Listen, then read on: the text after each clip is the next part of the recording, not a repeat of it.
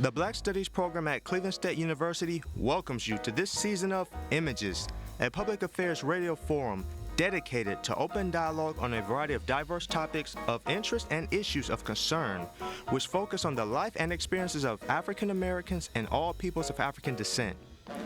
By visiting our website at www.csuohio.edu/blackstudies or calling 216-687-3655, you can learn more about upcoming Black Studies program events and activities. Now, here is your host for Images. And welcome to Images. I'm Prester Pickett, your host for this broadcast of Images. We are in a conversation about the Cleveland Treatment Center's Let It Ride program. We're also able to highlight the conversation of how our Black Studies program engages our faculty and the community, particularly in this discussion, the Cleveland Treatment Center. So with that, our special guest again is Dr. Adrienne Gosselin with the English department here, and she's a joint faculty member with the Black Studies program as well. So once again, welcome back to Images, Dr. Gosselin. Thank you. It's always good to be here. This conversation is extended into the discussion with the Cleveland Treatment Center that we've partnered with on several occasions before in the past. But this summer, we're engaged with a very special project, a very special initiative, and you're involved with that, as I'm understanding, the language arts creative writing consultant with the Cleveland Treatment Center. Can you share some history of how you, as a faculty member here at Cleveland State University, became acquainted with the work that they were doing, and then how you became involved, engaged with the Cleveland Treatment Center? Absolutely. My relationship with the Cleveland Treatment Center and this particular program is an honor. One of the highlights. I started in 1998, actually. I wrote the grant, the section for creative writing track. There are 4 tracks, or now there are 5, but originally there were 4 tracks for the Let It Ride program. It was a work-based arts education program. There was creative writing, graphic arts, theater arts, and video arts, and now there's a music track that's in association with the Berklee School of Music. Lynn Collins and I co-authored a textbook for at-risk programs that were interested in language arts curriculum. That was in 2005. Since then, my involvement has been a little less hands-on, but I'm sort of always there. And Cleveland State has always been there. Even we provide library, computer labs, facilities, programs. I think that we can help with, we do, and of course through Black Studies. And you referenced Lynn Collins. Lynn Collins is the director of the Cleveland Treatment Center, and representing the Cleveland Treatment Center at the table today is Joe Stanonik. He is engaged with the Cleveland Treatment Center as an assistant prevention coordinator. So now let us understand, what is the Cleveland Treatment Center that Lynn Collins directs? Thanks, Mr. Pickett. Glad to be here. I guess trying to think how I want to answer that question exactly, because the Cleveland Treatment Center represents so many things, but in particular to Let It Ride program, we try to work with the youth in the Cleveland area, the greater Cuyahoga area, and we just try to engage them in prevention activities. As Dr. Gosselin said, we have several different learning tracks. We just recently, in the last couple of years, added music tracks so our youth can work with beats. We have a On the One live band. They do a lot of funk music and stuff like that. One of our really gifted youth, Steven, has been a participant of that for a few years now. We have a work-based learning program that our youth are currently enrolled in. We usually start from July 4th and go till August. We develop their resumes, cover letters, job readiness skills. We go over mock interviews, stuff like that. The Cleveland State University has always been a big partner with us. As Dr. Goslin said, we utilize your computer labs to do our job readiness training. We also worked with Dr. John Bond in the video production element of our program as well. And then we also, beyond just the work readiness program, we also try to do a lot of outdoor program. We're the first urban hooked on fishing program in the whole country. The Let It Ride in the hooked on fishing program started in 1991. Like I said, it's the first one here in Cleveland. And we tried to take our kids out and do a lot of fishing, kayaking. We've been partnering with Youth Outdoors now for many years. But we have this year, one youth reinstituting the youth mentor program that we used to do with them. So, yeah. Now, with the Hooked on Fishing, I'm remembering one of the engagements of the students here at Cleveland State University. We had them bring their fishing rods over to our student center, and from the second floor balcony, they cast their rods over with gifts that individuals would be able to draw up as their catch of the day, which gave our community here at Cleveland State University a special awareness of what the Cleveland Treatment Center is and what it does, particularly in regard to the work that's being done with the students. Now, in addition to Dr. Goslin being a faculty member, we have another faculty member with us, Eric Schmiedel. Eric Schmiedel has an MFA and is involved with the artistic efforts that connect the students' interests into a larger body of information, and has been a special guest with us here before in the past as well in a discussion of Songs of the Trumpet, another play that the Cleveland Treatment Center used to enlighten the community about various topics and to expose a discussion about some of your alumni. With that, again, now we want to understand your role this summer with the Cleveland Treatment Center. Professor Schmiedel. Thank you, Professor Pickett. So I'm a freelance artist, a playwright and director, and I've had the great good fortune of working with the Cleveland Treatment Center on a variety of projects, sort of directing some of the theater activities. This particular summer, what we're going to be doing is we've been generously given access to a rehearsal hall at the Cleveland Playhouse. And so we walk along East 14th Street and go to the rehearsal hall at the Cleveland Cleveland Playhouse, and explore character work, work on group bonding, using creative dramatics to explore the three main tools of an actor: their voice, their body, and their imagination.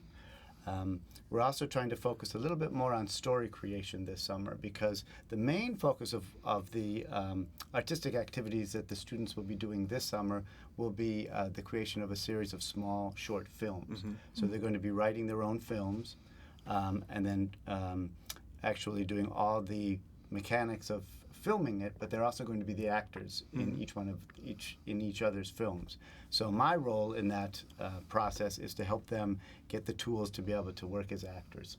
And our role with the Black Studies program is to connect all of this brilliance here at this table and those others that are doing the work at the center with the interests of our program here and our academic interests. So, Dr. Goslin, hearing the work that Instructor Schmiedel is doing with the students this summer, how is that preparing those students for the work that you will then do with them once they are college students here at Cleveland State University? So do we see these skills able to be employed once these students, who we're wanting to say are being pipelined into Cleveland State University, able to allow you to advance and develop those skills further in the English department and through Black Studies? Absolutely. I think the language arts component, which filters into everything, resume preparation, job preparation, all of the arts, writing the scripts. I thought it was interesting, your three tools of the actor, the voice, imagination, body. Certainly that has to have something to work from, which I think the English department offers through the literature. that we can explore African American literature, to look at it at its multiple levels, not only just as a story to be told, but the history that's in the story.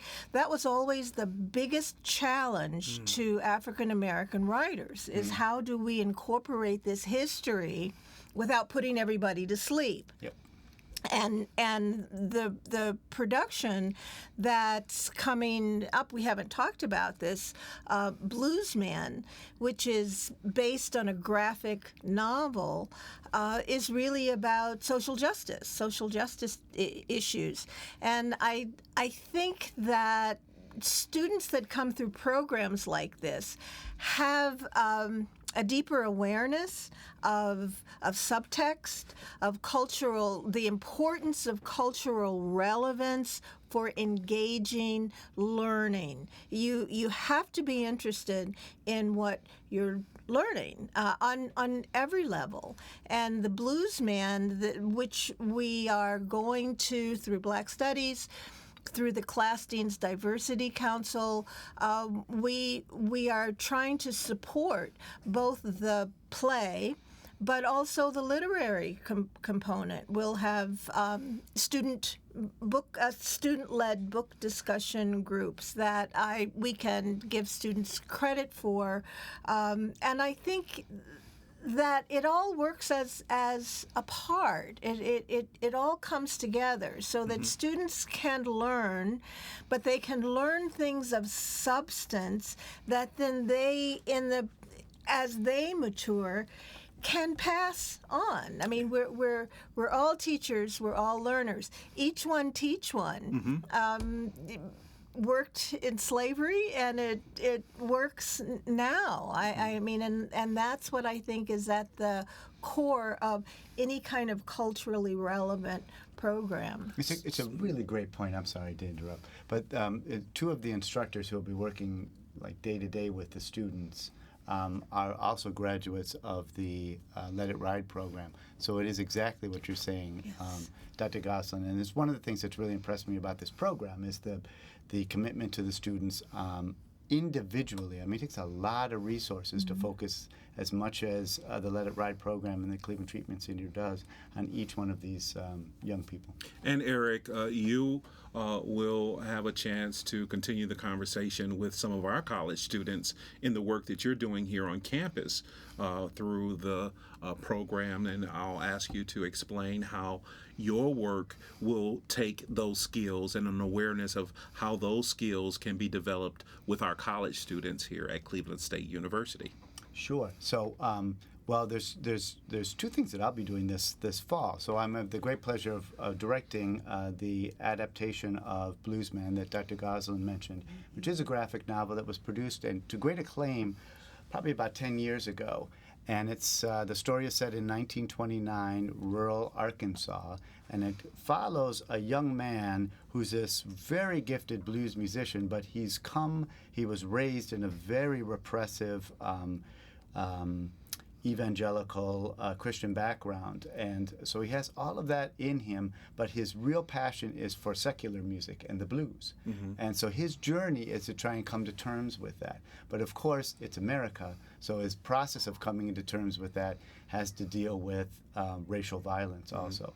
And so that's all mixed up into the story. It's the graphic novel is constructed as in a traditional 12-bar blues structure.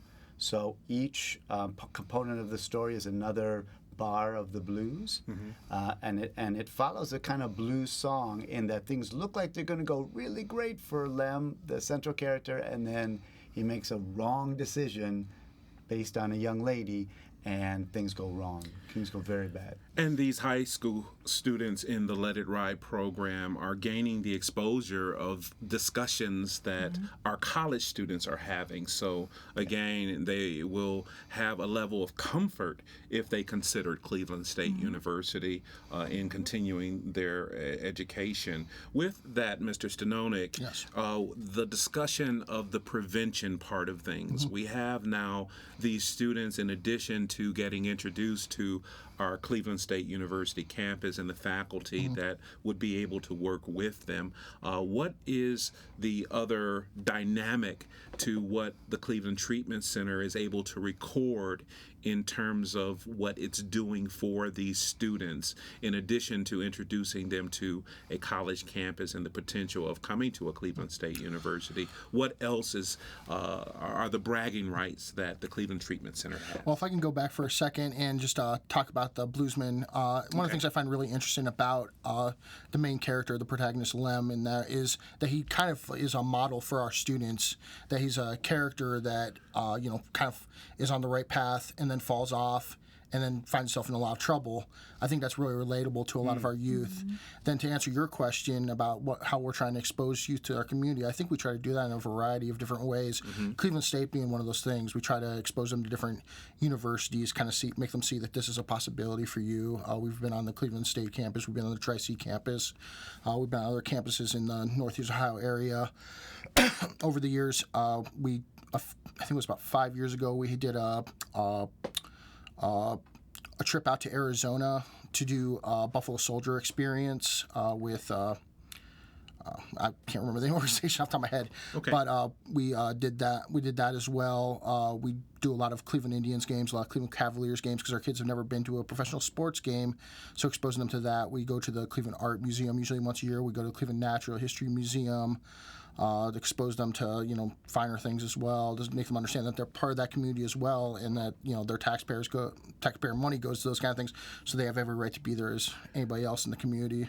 And another one of those measurable outcomes is the result of your alumni being very successful. Professor Smedo, you worked on highlighting one of the alums of the Cleveland Treatment Center in a full stage production that was produced on him, the Songs of the Trumpet. Yes, Donald Malloy. Our next show, as this will be a series, as we're introducing how Dr. Gosselin was engaged with the Cleveland Treatment Center, she brought her awareness of that to the Howard Mims Cultural Center and Black Studies program, and we connected that with the fact we have this relationship with even this last production.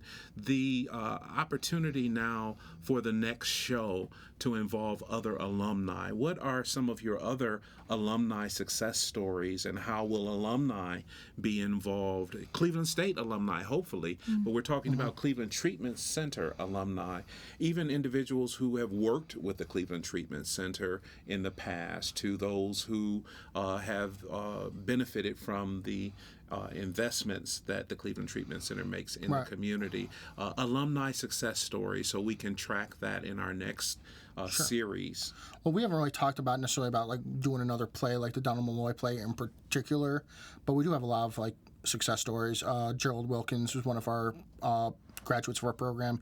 He's out in Hollywood today making his career as a comedian.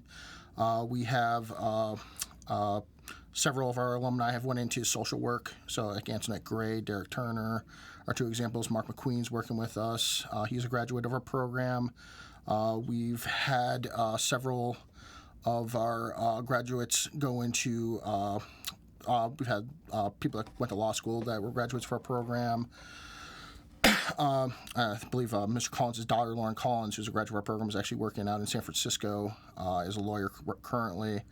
I'm trying to think. And we also have the opportunity to establish internships for our college students. Black Studies is very interested in making certain that there are opportunities available for our college students to work with places like the Cleveland Treatment Center, and to work with individuals like Instructor Smedo, and then even take Dr. Gosselin's courses, and then understand how our faculty are involved in the community. Right. Yes. This next phase even will have an opportunity in this series about the Cleveland Treatment Center to talk about the students and the work that they're going to be doing here on campus.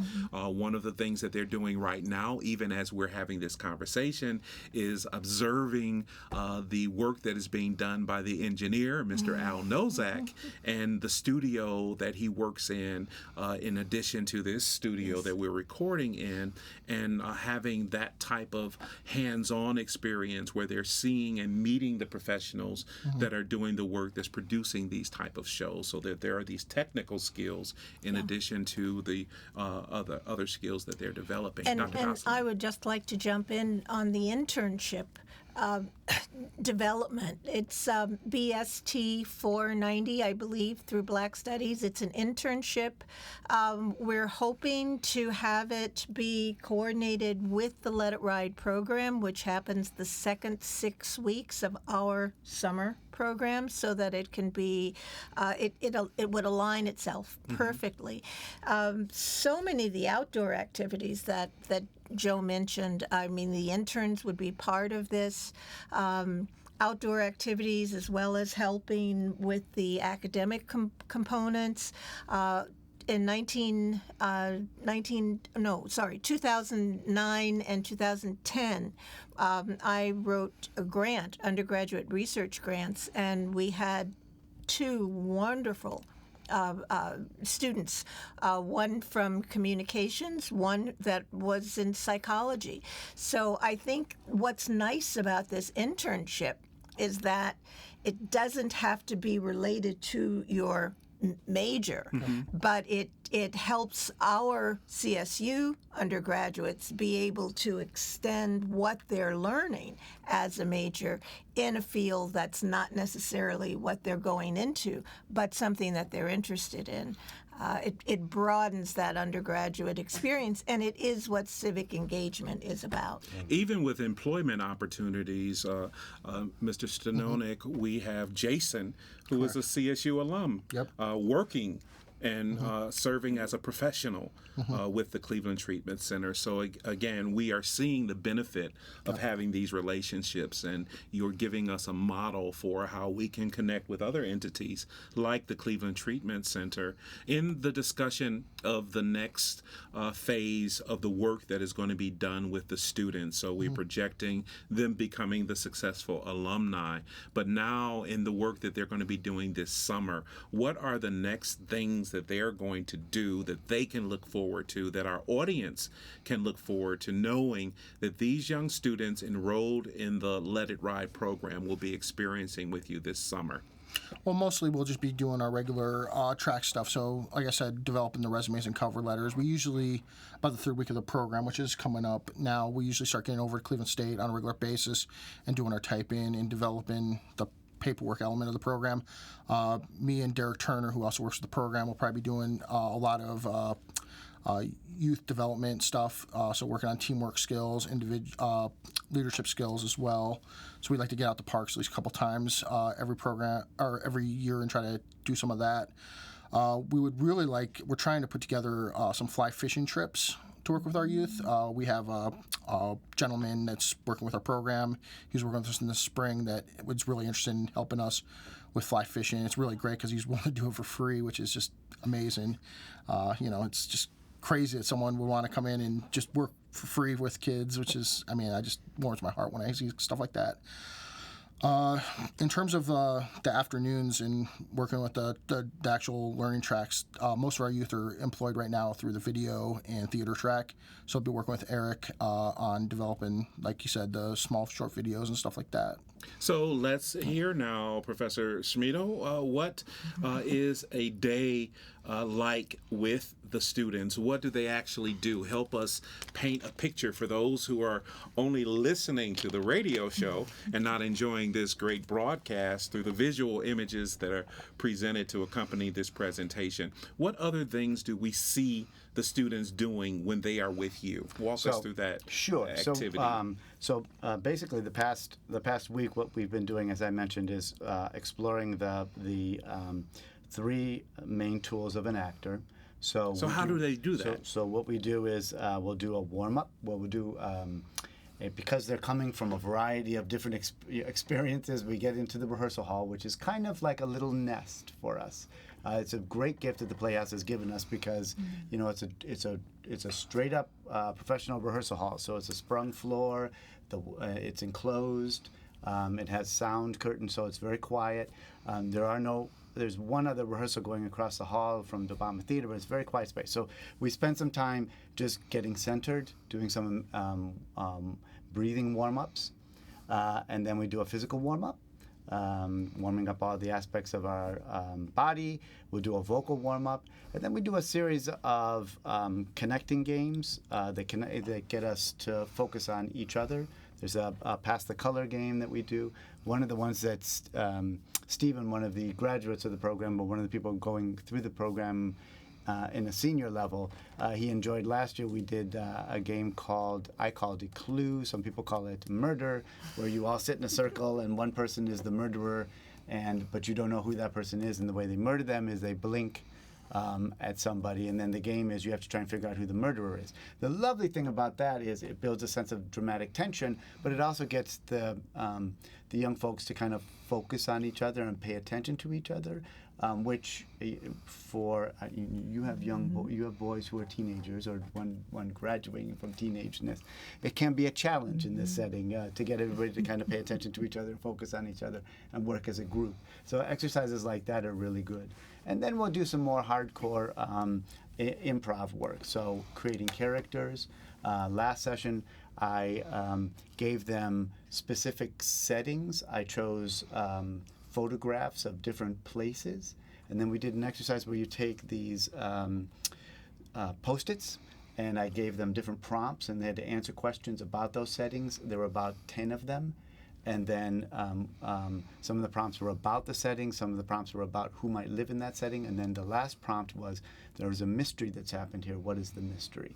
And so they each had to put something there, and then I divided them up to each of the students, and then they created a story based on all of that information that they were given. So a great report there, and we're excited that these students are even excited about this work that will, again, give them skills to become our students here at Cleveland State University. That is one of the benefits. Dr. Gosselin, in closing, can you announce as well what other things Cleveland State University gains from this type of relationship with the Cleveland Treatment Center, understanding that we are providing a service to these students and the staff that works with the Cleveland Treatment Center, but we get quite a bit out of it as well. Can you talk about what you can see us receiving from this partnership? I can speak to this, speak to the student experience. And for me, that's what's the most exciting. Mm-hmm.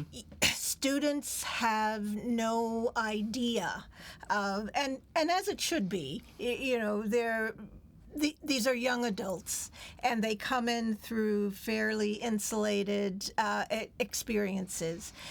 What we can offer them, I think, what programs like this, outreach like this, is that we're all part of the same world, that people that you don't know, whose culture not familiar, that there's no reason that we can't occupy the same space mutually. And that's going to be very important yes. as we come to the last seconds. So we'll have this cliffhanger to announce that there is a series on this discussion, and we thank you for tuning in to Images. You have been listening to Images, a public affairs radio program produced by the Cleveland State University Black Studies program and this station. The opinions expressed were those of the participants and do not necessarily reflect those of Cleveland State University, the Black Studies program, or the station. We hope you have enjoyed the music performed by the Jazz Heritage Orchestra. If you are interested in finding out more about the Black Studies program, call 216-687-3655 or visit our website at www.csuohio.edu/blackstudies.